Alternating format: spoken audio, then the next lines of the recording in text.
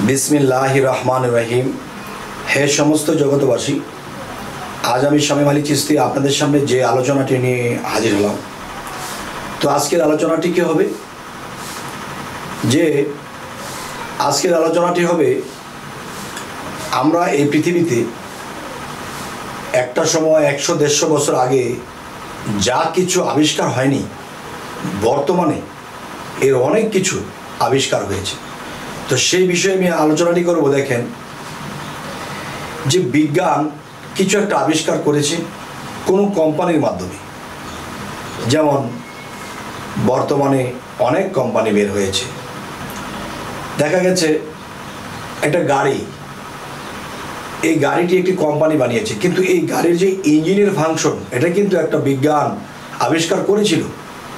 এখন নিত্য নতুন আবিষ্কার হচ্ছে। তাহলে যত কিছু আবিষ্কার করা হোক, কিন্তু দেখেন প্রত্যেকটা গাড়ির নাম আছে। টয়োটা গাড়ি আছে, পাজারো গাড়ি আছে, বা হোন্ডা গাড়ি আছে। তাহলে প্রত্যেকটা কোম্পানির কিন্তু লোগো দেওয়া থাকে, নাম লেখা থাকে এবং কাগজপত্র বি আছে। তো এখন বলতে চাই, আল্লাহ আমাদেরকে হাসরের দিন নিজের কুরসিতে বসে জিজ্ঞাসা করবেন যে আমি তো বিজ্ঞানেরও বিজ্ঞান, মহাবিজ্ঞান। তাহলে তোমরা কি কখনো চিন্তা করেছো প্রত্যেকটা ইঞ্জিনের তৈরি করার যিনি তৈরি করেছেন তার নাম আছে, যিনি তৈরি করে একটা লোগো বা একটা নাম দিয়ে ছেড়েছে সেটাও কিন্তু কোম্পানির নাম আছে। তাহলে তোমরা পৃথিবীতে দেখেছো মানুষ সাধারণত কোনো কিছু আবিষ্কার করে তা মার্কেটে বা বাজারে ছেড়ে দেওয়ার আগে তার কোম্পানির নাম দিয়ে ছেড়ে দেয়।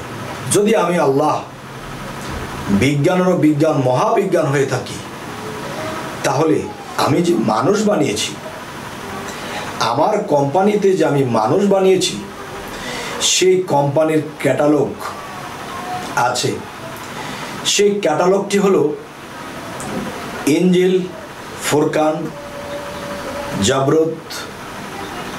তাহলে যেই কিতাবগুলো আমি দিয়েছি প্রত্যেকটা ধর্মের ক্যাটালগ দিয়েছি, এবং এই ক্যাটালগের মধ্যে আমি সংক্ষিপ্তভাবে দিয়েছি।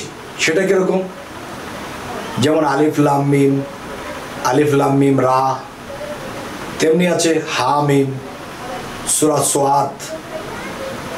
তাহলে এই যে আমি দিয়েছি, তাহলে এই ক্যাটালগ তোমরা বোঝোনি, আর যারা বুঝেছিল তোমরা তাদের কাছে যাওনি, যার ফলে তোমরা মূর্খই রয়ে গেলে, আমি আল্লাহ পর্যন্ত পৌঁছাতে পারোনি। তোমাদের হাসরের দিন কঠিন বিচার হবে। গেল এক সাবজেক্ট।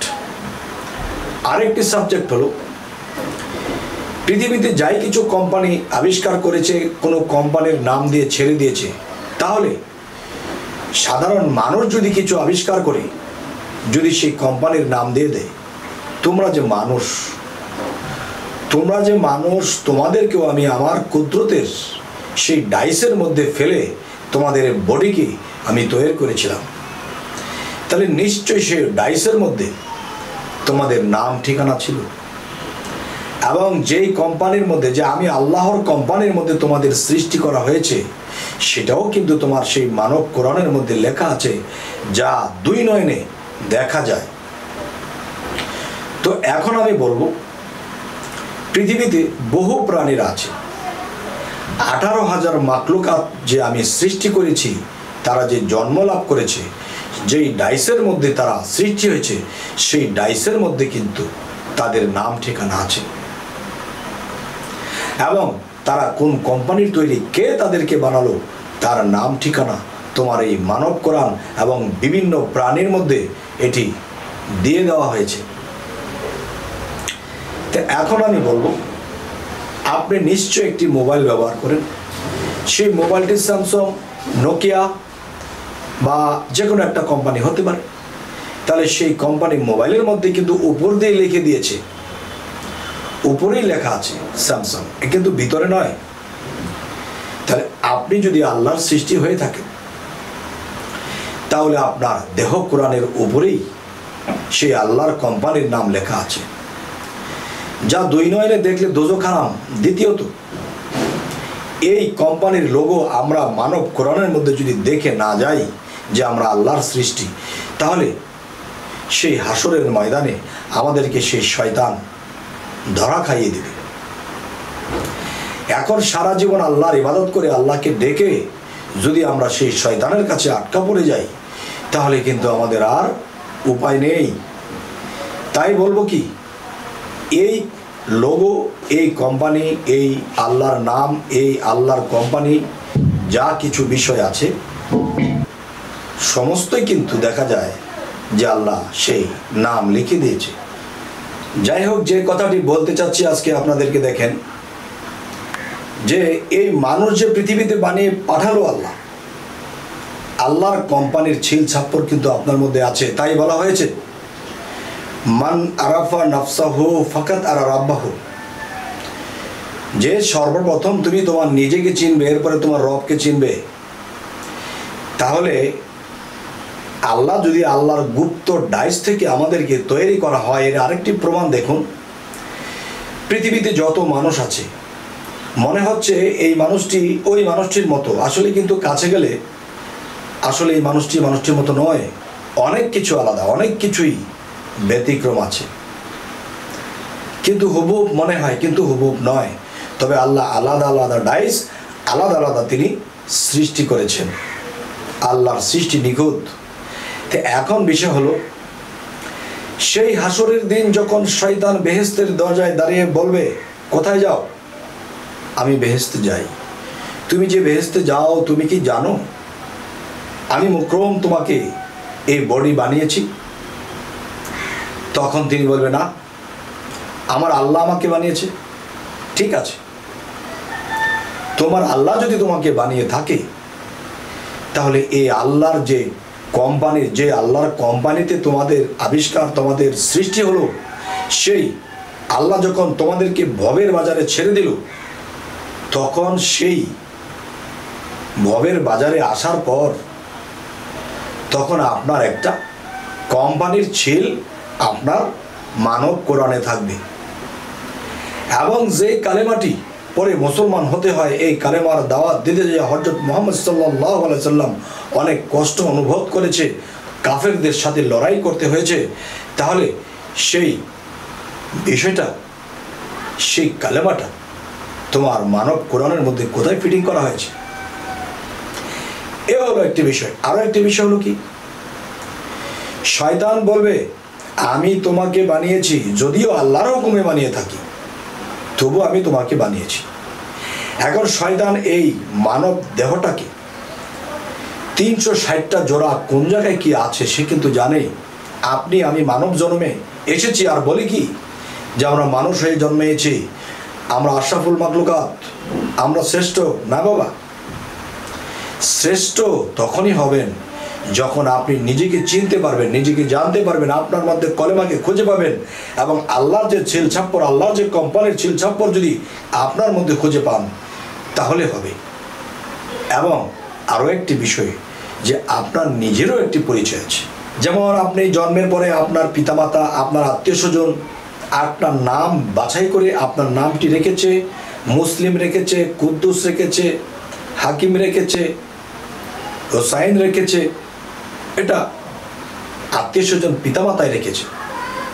আপনার একটি নাম আছে, যেই নামটি আপনার দেহ কোরআনের মধ্যে আল্লাহ লিখে দিয়েছে। আপনার সেই নামটি কি, এবং সেই নাম ধরে আল্লাহ একদিন আপনাকে ডাকবে। যদি আমরা সেই নামের খবর যদি আমরা না জানি, আর যখন আমাকে ডাকবে সেই নাম ধরে, তাহলে আমি কিন্তু সেই নামে সুমুখ দিব না। কেননা আমি তো সেই নামটি জানি না। আর আমার নাম শামীম আলী চিশতি, আমাকে যদি কেউ শামীম আলী চিশতি বলে ডাকে, আমি বলবো, হ্যাঁ আমি আছি, তাহলে আমার নামটা আমার জানা থাকতে হবে। আর সেই নামটি আপনার মানব কোরআনের মধ্যে লিখে দিয়েছে, এই দেহ কোরআনে লিখে দেওয়া হয়েছে, সেটি যদি আপনি জানতে পারেন এই দুনিয়া থেকে, তখনই আপনি সেখানে সেই নামের সুমুখ দিবেন। এবং আল্লাহর সেই কোম্পানির সিল ছাপ্পর যদি এখান থেকে দেখে যান, তাহলে শয়তান যখন জিজ্ঞাসা করবে আমি তোমাকে সৃষ্টি করেছি, তখন আপনি বলবেন না, আমার আল্লাহ আমাকে সৃষ্টি করেছে, প্রমাণ দেখো। আমার মানব কোরআনের মধ্যে আল্লাহর সেই কোম্পানির নাম, সে সিল ছাপ্পর দেখা। তখন শয়তান ভক্তি দিয়ে বলবে, বাবারে কত পীরের শিষ্য আসলো আর আটকা পড়ে গেল, আর আমি জাহান্নামের টিকিট দিয়ে দিলাম। আজকে তুমি স্বয়ং সম্পূর্ণ ঠিকানা, তোমার নাম, আল্লাহর কোম্পানির সিল ছাপ্পর সমস্ত কিছু দিয়ে দিলে। জানাই তোমাকে ভক্তি, জানাই তোমার গুরুকে ভক্তি। যাও তোমরা সেই জান্নাতুল ফেরদাউসের দিকে, সেই মুক্তির পথে তোমরা চলে যাও, যাও তোমাদের এই রাস্তা। তো এখন যে বিষয়টি আপনাদেরকে বললাম এবং বলার চেষ্টা করলাম, তবে দেখেন এই ভিডিওর মধ্যে আমি প্রায় কিন্তু এই কথাগুলো বলে থাকি। তবে যারা মুর্শিদ ধরেন নাই, তারা মুর্শিদের কাছে যাবেন, গিয়ে এই কথাগুলো জিজ্ঞাসা করবেন যে আমার মধ্যে যে আল্লাহর যে কোম্পানির যে সাইন আছে, যে পরিচয় আছে, সেটি কি, এবং আমি যে আমার পরিচয় কি, এবং আমার মধ্যে যে আল্লাহ কালিমাকে ফিটিং করেছে সেটা আমার মধ্যে কোথায়।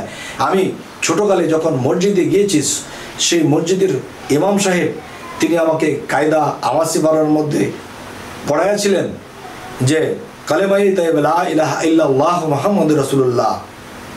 এই কালেমাটি আপনার মানব দেহ কোরআনের মধ্যে আল্লাহ কোথায় ফিটিং করেছে এটা কিন্তু তারা জানে না। সেই কায়দায় পড়েছিলাম, সেই মুন্সি মৌলবীরা পড়াইছিল। এখন একজন কামেল মুর্শিদ পড়াবে আপনার দেহ কোরআনের মধ্যে। যখনই পড়বেন এবং দেখবেন এবং পড়বেন, আপনার দোজক হারাম হয়ে যাবে, আপনাকে দোজক স্পর্শই করবে না। এ হলো এক বিষয়। আরও একটা ইঙ্গিত করব, বড় পীর আব্দুল কাদের জিলানীর জীবনীতে পাওয়া যায়, তিনি যখন জন্মগ্রহণ করেছিলেন, তখন তিনি জন্মগ্রহণ করার পরে দেখা যায় তিনি 18 পারা কোরআন মুখস্থ। এটাই তো এসেছে। আসলে মূলত কি, 18 হরফে 18 পারা, 30 হরফে 30 পারা। তিনি 18 হরফের গুণ ক্ষমতা নিয়ে জন্ম নিয়েছেন। সুবহানাল্লাহ। তাহলে একজন কামিল মুর্শিদের কাছে একটা কাদেরিয়া তরিকার মধ্যে যখন আপনি বায়াত গ্রহণ করবেন, সেই কাদরিয়া তরিকতের নাম দিয়ে অনেক মানুষের তরিকা করতেছে, আসলে কিন্তু সেটা কাদরিয়া কিনা সেও জানে না। আর সেটা যদি সত্যই কাদরিয়া তরিকত হয়, তাহলে সেই দিন বায়াতের মধ্যে আপনার মানব কোরআনের মধ্যে সেই 18 হরফের পরিচয় দেবে। সুবহানাল্লাহ। সেই 18 হরফের পরিচয় যখন আপনি পেয়ে যাবেন, তখনই মনে করবেন যে হ্যাঁ, আমি ঠিক কাদরিয়া তরিকতে, বড় পীরের তরিকতে অন্তর্ভুক্ত আছি। তবে চিস্তিয়াকে সাথে রেখেছি, কারণ আল কাদরি, আল চিস্তিয়া, আল হাসানি, আল হুসাইনি, হাসান হুসাইন কিন্তু পীরালি করেননি। তাহলে তাদের গুণ ক্ষমতা নিয়ে কিন্তু দুইজন, সেই দুইজনকে খাজা মঈনুদ্দিন চিশতি ভারতবর্ষে লক্ষ লক্ষ মানুষকে কারামত দেখিয়ে বায়াত গ্রহণ করিয়েছিলেন, এবং বায়াত গ্রহণ করানোর জন্য এই কারামতের মাধ্যমে মানুষ ভিড়েছে, তাদেরকে বায়াত করে তাদেরকে মুসলমান করে নিয়েছেন। আর বড় পীর আব্দুল কাদের জিলানী তিনি হাসানের গুণ নিয়ে এসেছে। তাই হাসান কিন্তু নবীর নাতির মধ্যে তিনি বড় ছিলেন, তার গুণ নিয়ে বড় পীর, আর তার হুসাইনের গুণ নিয়ে সে খাজা মঈনুদ্দিন চিশতি কেউ কিন্তু কারো থেকে কম নয়। হে সমস্ত জগতবাসী, আজকের এই আলোচনা যদি কারো মাথায় ধরে, আশা করবো ইনশাআল্লাহ সে ইহুকাল এবং পরকাল এবং সেই শয়তানের হাত থেকে বেঁচে যাবে। মনকির নিকির তাকে ভক্তি দেবে, সালাম দেবে, আল্লাহর বন্ধু তুমি আল্লাহর ভেদ রহস্য জেনে এসেছ। তবে কেউ যদি কোথাও বায়াত গ্রহণ করেন, তবে এই জিনিসগুলো যদি আপনাকে দিতে পারে, অবশ্যই বায়াত হবেন। এবং যারা আছেন কোনো পীরের কাছে, এই জিনিসগুলো চেয়ে নেবেন। কারণ একটা কথা আছে, পৃথিবীতে বাড়ি গাড়ি ছিল, সব চলে গেছে, নষ্ট হয়ে গেছে, ছিনতাই হয়ে গেছে, বাড়িঘর আত্মসাৎ করে নিয়ে গেছে।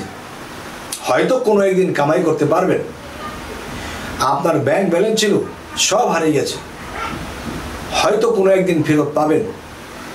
কিন্তু কেউ যদি পীর ধরে, কেউ যদি মুর্শিদ ধরে ঠকে যায়, তাহলে ইহকাল পরকাল তার সবিশেষ।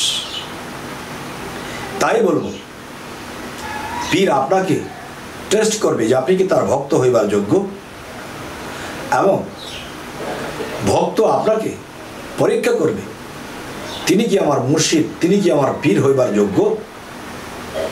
আর পরীক্ষাগুলো কি? ভক্ত এই কথাগুলো বায়াতের আগেই জিজ্ঞাসা করবে, এই জিনিসগুলো আমাকে দিন, যে আমার মধ্যে সেই কালেমাটি আল্লাহ কোথায় রেখেছে সেটা পড়বো, আমি নিজ নয়নে দেখে দেখে পড়বো। আল্লাহর কোম্পানির সিল ছাপ্পরটা আপনার মধ্যে কোথায় তা দেখবো এবং পাঠ করবো সুবহানাল্লাহ। এবং আমার যে একটা পরিচয়পত্র আছে, আমার সেই দেহকরণের মধ্যে লেখা আছে, হে গুরুজি, হে মুর্শিদ, আমাকে অবশ্যই সেটি দেখিয়ে দিবেন, আমি সেটি দেখব এবং পড়ব।